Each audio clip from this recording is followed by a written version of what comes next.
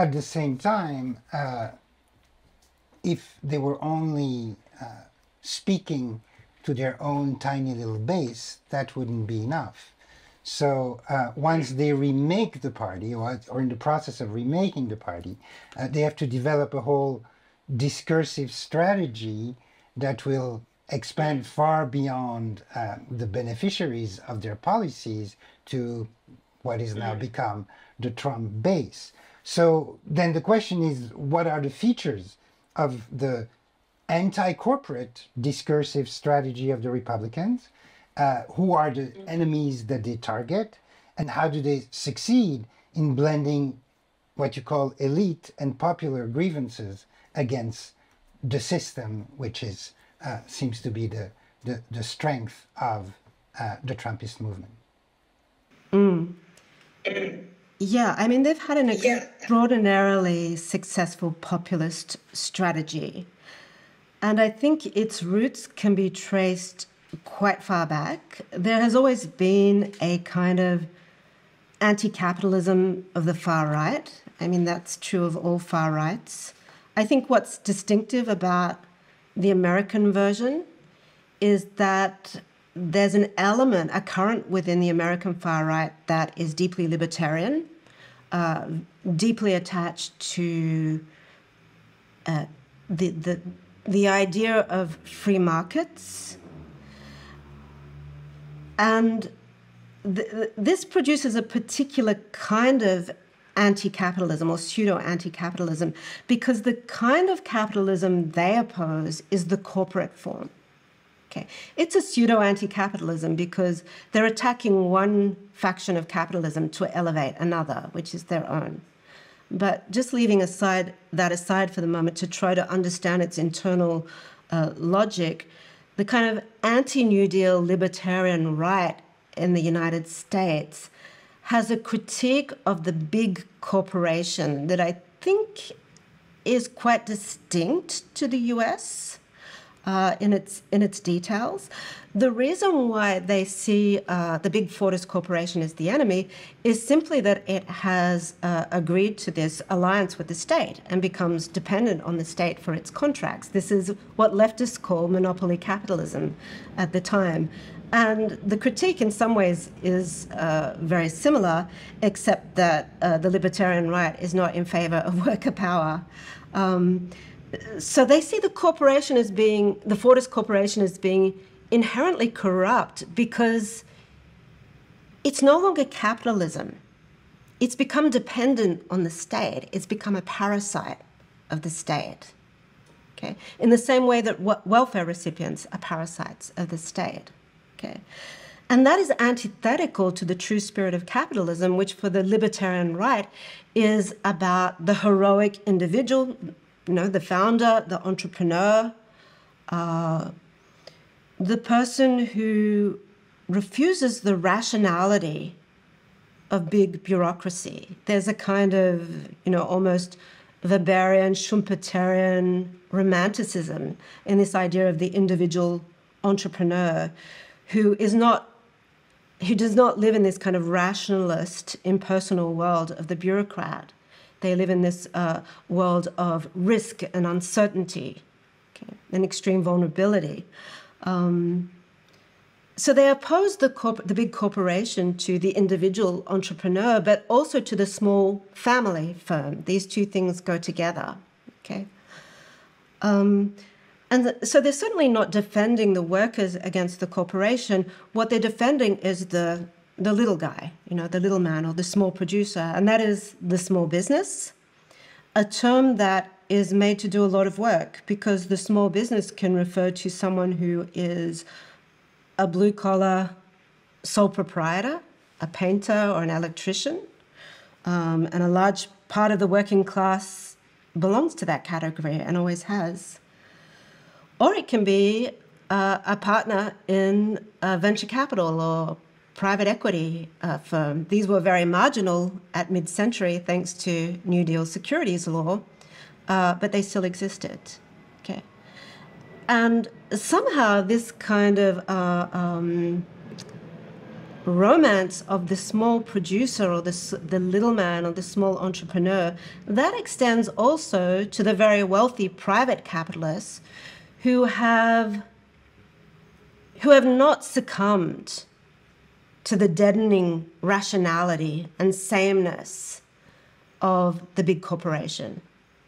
What they see in the corporation is two things. They see mass democracy, okay, and that is what's corrupt. The simple fact that a corporation is open to a mass shareholder public, for them, it just does not sit with their idea of what capitalism is. This is no longer capitalism. It's too democratic.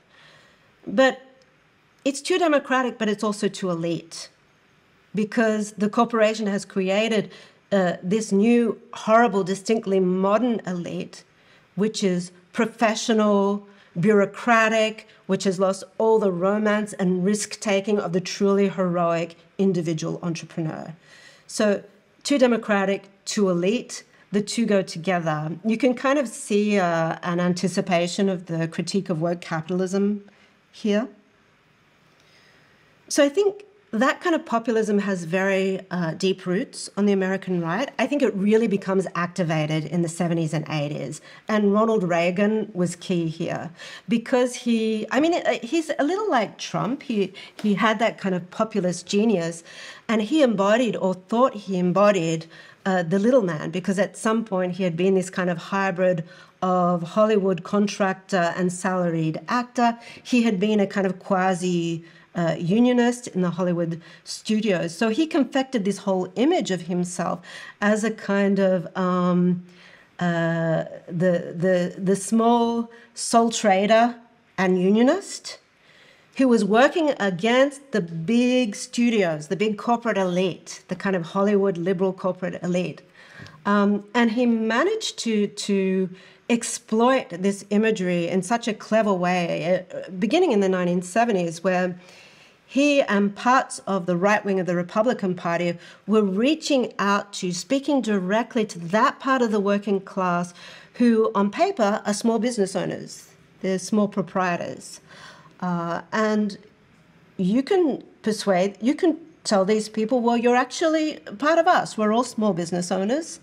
And you perhaps have more in common with business owners and capitalists as a class than you do with your fellow workers and unions on the one hand, because the unions are always trying to overregulate you. They're always trying to get in the way of your business. So you have more in common with the capitalist, the private capitalist of all kinds, than you do with the unions, your fellow workers, and the corporation, because of course the corporation is your enemy. So I think this kind of trick has been repeated many times over on the Republican right. It manages to really dig roots in the 1980s because the unions decline and because so many people who could work part-time as trade contractors in the building trades, for instance, but also as employees, are now back in this world where they're really small business owners most of the time. They have to fend for themselves. They don't see any solidarity with the wider union movement. And they've perhaps been persuaded by the right that the wider union movement has been taken over by elements and demographics with whom they have no cultural affinity. The public sector workers, the women, upstart school teachers. They're educated, they're liberal, okay? The public sector workers who are black, who are very militant, and who are making wage gains in the late 1970s when blue-collar workers are really in a state of utter, defeat.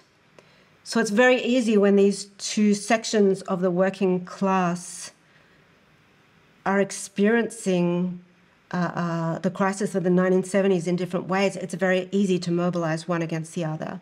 And I think the Republicans did that very successfully. How they manage to keep doing it is in some ways mysterious, but in some ways I think it can be accounted for by the fact that Trump's the alleged wave of blue-collar, working-class voters who are attracted to Trump, I think when you look at the data in more detail, turn out to be small business owners. So I think a lot of the data is confusing what's going on here. I'm not convinced that there was a working-class swing towards Trump either in 2016 or recently, although we still have to wait for the election data from the census. I think what is happening here is that right-wing populism has managed to infect the public understanding of class in such a way that people are able to see a small business owner working in the blue-collar construction or trucking sector as working class, okay, on identity markers alone.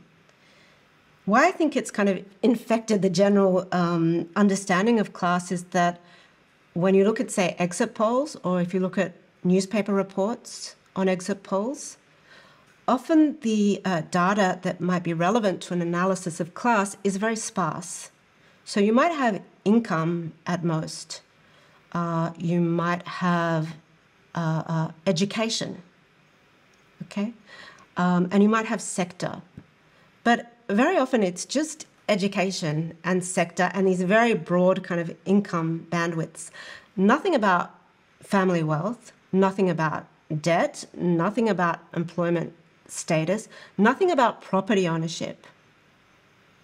All of which, at a minimum, are key factors in any analysis of class today. So often it's on the pure basis of non-college educated that there is this assumption of a kind of working class affiliation with Trump. But there again, there's a double aspect to it, it seems, from your description. On the one hand, you have the little guy that is presented as middle class or working class, but who is a business owner.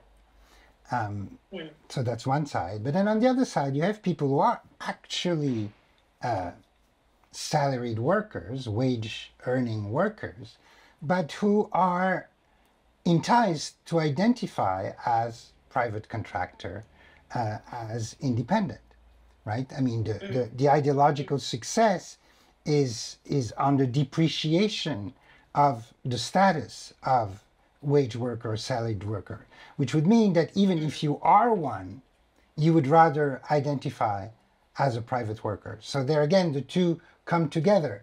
The Joe the plumbers of the world are supposed to be working class, even though they're sometimes relatively wealthy business owners. And on the other hand, you have a certain amount of actual wage earner who are enticed to identify as private contractor. And so that's how the populist base is constructed.